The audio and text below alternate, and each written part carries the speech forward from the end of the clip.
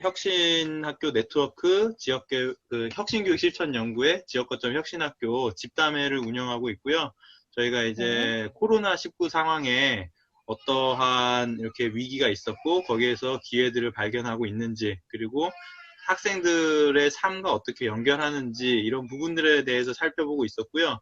이번에는 이제 대덕초등학교 구자애 선생님을 모셔서 학교 공동체는 어떻게 만들어지고 있는가에 대한 이야기를 들어보도록 하려고 합니다. 자, 이제 대덕초등학교 구자애 선생님 모셔서 한번 이야기 들어보도록 하겠습니다. 안녕하세요. 반갑습니다. 네. 선생님들 학교도 바쁘고 이렇게 귀한 시간에 오셔서 좀 의미 있는 이야기 했으면 좋겠다는 생각 들고요.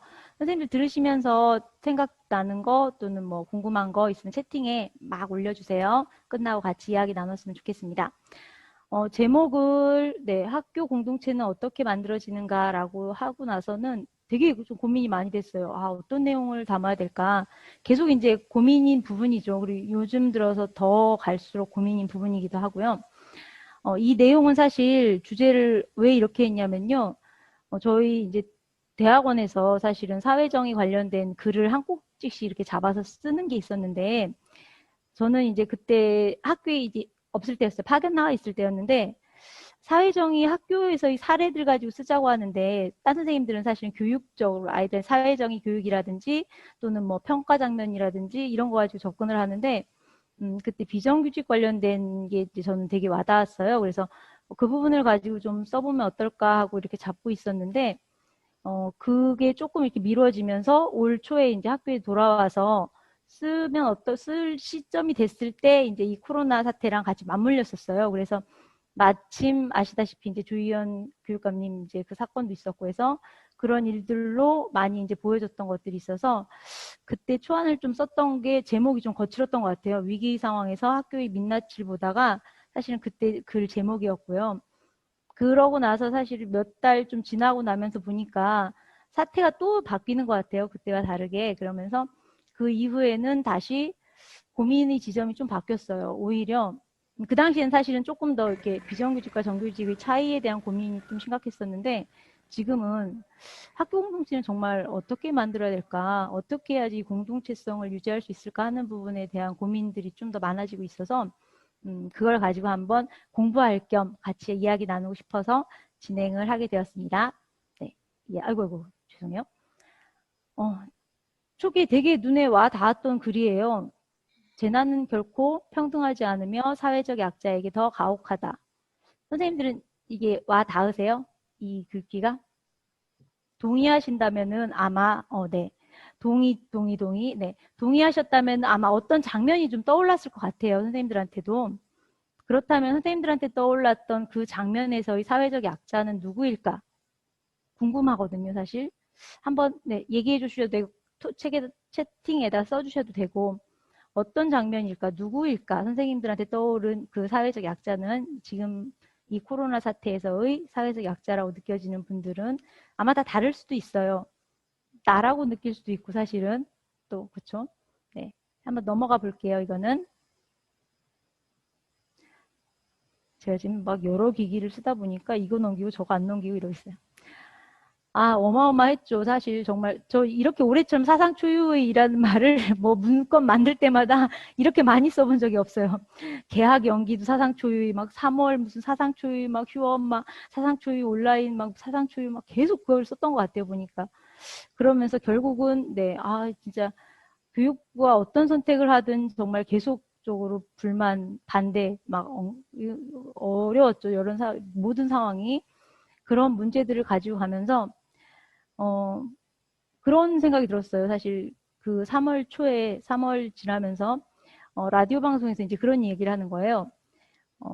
사회가 이제 위기의 어떤 순간을 지나고 나면은 그 사회들이 이제 예를 들면은 스페인 독감이나 흑사병 같은 큰 전염병을 겪은 나라들이 그 시기를 겪고 나서는 그 당시 이야기를 꺼내지 않는데요. 왜냐면은 정말 그 당시에 진짜 바닥까지 갔던 자신들이 모습을 알기 때문에 예를 들면 뭐 자식이 전염병에 걸렸는데 자식을 버렸다든지 뭐 이런 것들. 그래서 그냥 사회의 재건만 힘쓰면서 살아간다는데 우리는 지금 우리나라 사람들이 우리가 하고 있는 모습을 볼 때는 그래, 이번만큼은 이 위기를 극복하고 나서 우리는 우리의 어떤 모습을 다시 직면할 수 있을 만큼, 어떤 민주시민으로서의 그런 품위를 잃지 않고 살고 있지 않나, 이런 이야기를 하는데 굉장히 동의가 됐어요. 왜냐하면 그 당시에 정말 의료진들이 어떤 헌신, 그리고 굉장히 국민들이 뭐랄까요, 그 집에서 정말 그 사회적 거리두기도 잘 지키고 있었고, 모두 다 되게 잘 실천하고 있었던 것 같아요. 그런 지점에 있어서. 그런데 과연 사회적으로는, 그런데 학교도 그럴까 하는 생각이 드는 거예요. 왜냐하면 그때 아까 얘기했던 것처럼 우리 비정규직과 정규직 문제 굉장히 크게 터졌었죠. 그러면서 서로 댓글을 보면 안 돼요. 정말 연예인들 어떻게 사나 모르겠어요. 댓글을 보면은 온통 세상이 정말 이렇게 생각하는 사람들만 있는 것 같을 정도의 어떤 그런 세상들이 있잖아요. 그러면서 서로들 이렇게 불신하고 이런 모습을 가지고 학교 안에서 같이 모여서 사나 하는 생각이 들기도 했고, 그런 어려움이 좀 있었던 것 같아요. 그런데 그것뿐이 아닌 것 같아요. 가면서 보여지는 것들이 어려워 보이는, 정말 학교가 이렇게까지 보여지나 하는 것들을 한번 조금은 불편해도 끄집어내 볼까 싶습니다. 그리고 다행인 게 또 새로 추가 들어왔나 내가 확인하면서 봐야 되는데 너무 아는 사람도 또 갑자기 누가 훅 들어왔는데 모를까 봐요. 왜냐하면 사실은 그 처음 초고를 썼을 때 되게 조심스럽고 불편했던 게, 교사들이 읽기에는 되게 불편한 내용이었어요. 사실은 교사들이 되게 불편해했고 좀 그런 부분들이 있긴 했던 것 같아요. 제가 생각했을 때도. 아마 다 여러 그 장단점, 여러 입장 차이는 있었을 것 같아요.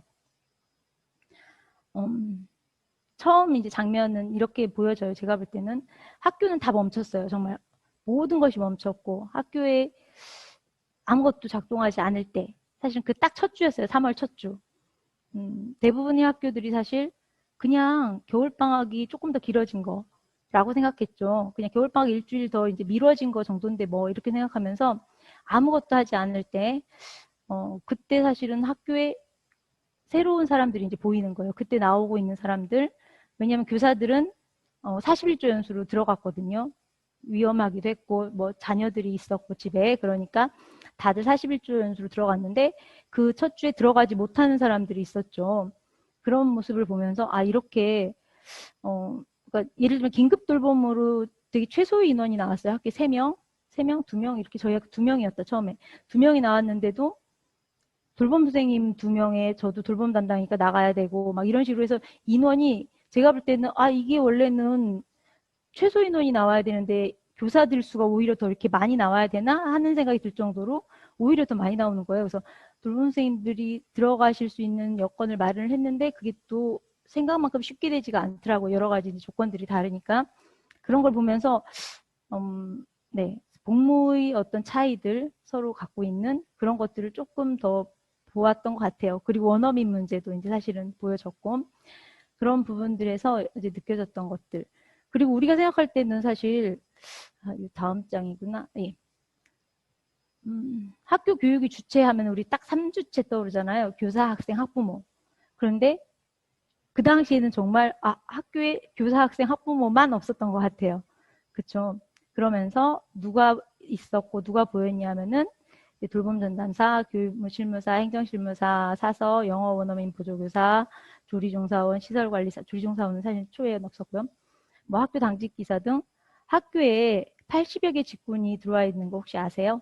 굉장히 많은 직군이 들어와 있다고 해요, 사실은. 그래서 이 들어오기 시작한 것도 아마 아실 거예요. 들어오기 시작한 것도 학교에서 이제 필요로 하는 어려움이 있어서 그 어려움을 해결해 주기 위해서 들어오고, 또 뭐 이쪽이 어렵다, 뭐 이게 또 지원이 필요하다면 또 그 부분에 또 들어오고 투입되고, 이렇게 하다 보니까 지금 80여 개 정도가 들어와 있는데, 그게 사실은 가장 큰 어려움으로 학교를 더 힘들게 하고 있는 거예요. 학교에서 되게 힘들게 하고 큰 일이 되고 있는 것들이 사실은 또 이렇게 들어와 있는 것들 때문에 생기기도 하고 있고, 교육청에 있을 때는 사실 매일 그 앞에서 진짜 텐트에 막 그 색깔별로 텐트도 다른 텐트들, 막 여기는 또 뭐 어디 집회고 여기는 어디 집회인지 모를 정도로 다양하게 이제 그렇게 많은 정말 다양한 직군들이 있다는 거를 알았거든요, 그때.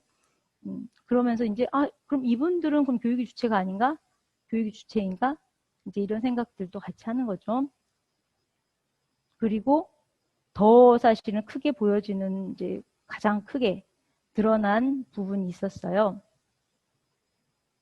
차라리 이제 제가 지금 아까 얘기한 비정규직이라고 얘기하는 부분들은 이제 이야기는 넘어갈 거예요. 비정규직에 대한 부분은 이야기를 안 할 거고, 왜냐하면 이제 무기직으로 전환된 부분에 대한 거는 이제 거의 큰 문제라고 생각은 안 해요. 제가 볼 때 더 시급한 문제가 보여지는 부분들은 시간 강사에 대한 부분들, 봉사자에 대한 부분, 특히 방과후학교 강사 이 부분이 더 좀 심각한 문제로 보여지더라고요.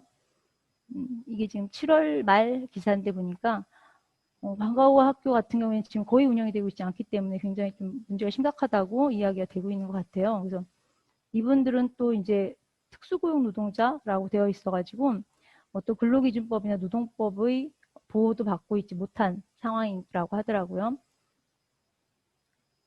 이제 그런 상황에서 이런 이제 공문들이 왔어요. 공문이 와서 이런 것들이 작성을 하기 시작을 했죠. 우리가 온라인 계약이 들어갈 때 그러면은 이제 온라인 계약이라는 거 사상 초유의 온라인 계약이죠. 들어갈 때, 아이들이 그러면은 자기 스스로 이제 원격학습을 할 수 없는 아이들은 어떻게 하지? 했을 때 이 아이들에 대한 원격학습을 지원해 줄 수 있는 방안을 찾아보자. 누가 하면 될까? 아까 얘기한 그런 분들이 그럼 같이 거기에 대해서 지원해 줄 수 있겠다 하는 아이디어들이 좀 나왔는데 생각이 또 다 비슷비슷했나 봐요. 오늘 이게 공문으로 또 딱 오더라고요. 그래서 그런 부분들을 되게 빨리 추진을 했어요. 그래서 우리 학교 방과후 선생님들이랑 기초학습 봉사자 선생님들 이렇게 참여를 할 수 있게 좀 길을 열어서 배치를 했었던 것 같아요. 그때. 그래서 저희 학교 같은 경우에는 8분 배치를 했었어요. 그렇게 하면서 이분들한테도 도움을 좀 받았고 이분들도 도움이 되었을 거라고 생각을 합니다. 그리고 지금은 근데 사실 아시겠지만 이후에도 굉장히 일은 복잡해요. 왜냐하면은 강사에 대한 부분과 봉사자로 이제 전환해야 되는 부분과 그게 굉장히 좀 복잡하게 얽혀 있긴 해요. 몇 시간 이제 뭐 이내로 해야 되는 것들부터 해서 몇 개월 이상 하면 안 되는 거, 그리고 같이 이제 각 부서별로 이제 협약해 놓은 사항 기간 안에만 계약을 해야 되는 거, 이런 것들이 좀 있어서, 조금은 어려운 지점이 있는 것 같아요. 이분들 입장에서도. 그래서 어쨌든 이렇게 운영을 계속 하고는 있고요. 문화예술 교육에 대한 부분이에요. 이제 문화예술 강사 같은 경우에는 특히 수업을 다 멈춰버리니까 이분들은 정말 할 이게 없어졌잖아요. 사실 시간 강사이기 때문에.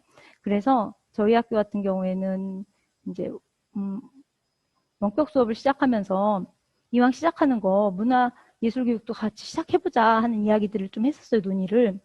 다 저희 학교 선생님들이 있는 데서 얘기하니까 좀 웃기긴 하지만 그렇게 어려울 거라 생각은 안 했어요. 사실은 처음 제가 이제 얘기를 던질 때도 우리 원격 수업 하는데 제가 좀 모르겠어요. 겁이 없어서 그런지 그냥 별 고민이 없어서 그런지 같이 해보면 그것도 어차피 가야 될 길 아니니까 늘 그렇게 생각을 해요. 가야 될 거라면 한번 해보면 어떨까 해서 하자고 했는데 생각보다 이거에 대한 반대가 거셌어요. 그래서 우선은 이제 하자고 할 때는 어차피 이제 원격 수업이 장기화 될 수도 있으니까 이게 저희들이 초기에 그랬어요. 이제 일주일, 2주 뭐 이렇게 조금씩 연기할 때도 잘하면 이거 한 학기 가겠다. 한 학기 갈 수도 있으니까 장기화에 대비해서 혹시 모르니까 교육과정이 다 원격으로 좀 운영될 수 있는 방안도 우리가 한번 미리 준비를 해보자. 그런 차원에서 문화예술 교육도 무조건 미루기만 할 게 아니라 먼저 한번 들어가 보자. 이런 이야기를 했었거든요. 해보자. 근데 안 된다는 거죠. 지금 담임교사 원격 수업하는 것도 힘들고 버거운데 이것까지 진행하는 것들은 너무 어렵다. 안 된다. 이러면서 이제 나왔고요. 그리고 곧 사실은 늘 하는 말 곧 계약인데 곧 등교할 텐데 일주일이면 2주 후면 하는데 지금 굳이 해야 되냐. 이제 이런 것들이었어요. 이 정도로 싸우진 않았지만 이런 느낌이었어요. 그러고 또 한 가지 이제 주장한 게 이게 있었죠. 강사에 대한 부분 어떻게 할 거냐. 학교는 이제 계약한 강사의 기본소득을 보장해야 될 책임이 있다. 계약을 했잖아요. 어쨌든. 그런 데에 대해서도 또 이렇게 의견이 갈라지는 거예요. 강사 소득까지 우리가 책임을 져야 되냐. 그게 중요한 게 아니라 어쨌든 아이들 교육에 대한 부분만 같이 논의를 하자. 그런 부분을 좀 빼고 얘기하자. 뭐 이런 식의 입장이 있었던 것 같아요. 그런데 과연 이제 고민이 돼요. 이런 부분에 있어서. 물론 맞아요. 학교가 아예 근데 제가 생각할 땐 그래요. 아예 들여오지를 말았어야 되는 거였고, 근데 이제 계약을 했고 들여온 이제 그런 제도라면 어느 정도 책임감과 이제 노력은 해야 된다라고 생각은 합니다. 그래서 잠깐만요. 이렇게 넘었나? 여기다. 네. 그래서 사실 문화예술 원격 수업을 도저히 이제 그 부분이 안 풀렸어요. 얘기를 하는데도 해결이 안 되더라고요. 사실 문화예술 교육 같은 경우에는 강사분이 한 번 오셨을 때 학년별로 쭉 같이 들어가야 되거든요. 우리가 이제 6학급이다 보니까. 그런데 같이 못 들어가겠는 거예요. 왜냐면 안 한다, 한다 이게 다 다르니까. 그래서 그냥 그러면은 되는 학년부터 들어가자 해가지고 궁금하신 분들은 앞에 뭐 날짜까지 적어주려고 했지만 저희 학교 6학년 선생님 발표하셨던 거랑 저희 학교 4학년 선생님 발표하셨던 거 참고하시면은 그분들이 먼저 이렇게 길을 잘 닦아주셨어요. 되게 좀 좋았던 게 전 2학년이거든요. 6학년 먼저 막 가고 막 거기서 이제 힘들게 막 이렇게 헤치면서 가고 4학년 따라가면서 길 좀 이렇게 더 닦아놓고 넓혀놓고 그러고 나서 이제 2학년이 또 이제 후발주자로 들어가니까 생각보다 이제 어렵지 않게 같이 이렇게 좀 묻어갈 수 있었거든요. 그러면서 이제 되는 학년들이 이제 쭉쭉쭉 들어가기 시작을 했어요. 그러면서 해봤는데, 저번에 이분도 또 이제 저번에 나오셨던 분이에요. 우리 저기 학부모님으로 나오셨던 국악 선생님이신데, 오셔가지고 세 개 모듈로 나눠가지고 진행을 했어요. 한 모듈은 돌봄, 한 모듈은 그다음에 집에 있는 아이들 원격으로 두 모듈 나눠가지고 진행 20분씩 했는데 굉장히 재밌게 잘 했어요. 아이들도 좋아하고. 그리고 또 하나의 장점이 뭐였냐면은, 저 당시에는 강사분들이 일정이 없으셔가지고 저희 학교 이제 일정에 맞게 배치하는 것도 되게 좋았고 내용이나 이런 것들도 같이 고민하거나 하는 것들이 되게 도움이 좀 많이 됐어요. 그래서 되는 학년부터 시작해서 진행을 해서 저희 1학기에 대한 부분들 다 진행을 했고요. 다른 학년도 이제 나중에 후발로 들어와서 진행을 하는데 어려움 없이 다 진행을 했습니다. 그래서 이제 이런 생각이 들어요. 정리를 하자면은 계약한 보수를 받지 못하고 있는 시간 강사들에게 수업시, 이거 어쩔 수 없잖아요. 코로나 때문에 이렇게 됐는데 하고 그냥 끝나는 게 아니라 사실 수업 시간을 확보하려는 노력을 하는 것은 학교에서 당연히 해야 될 의무가 아닐까. 최소한의 노력은 좀 해야 되지 않을까. 그냥 나도 모르겠다가 아니라 그런 생각이 좀 들었습니다. 네. 그리고 이제 두 번째 파트로 넘어갈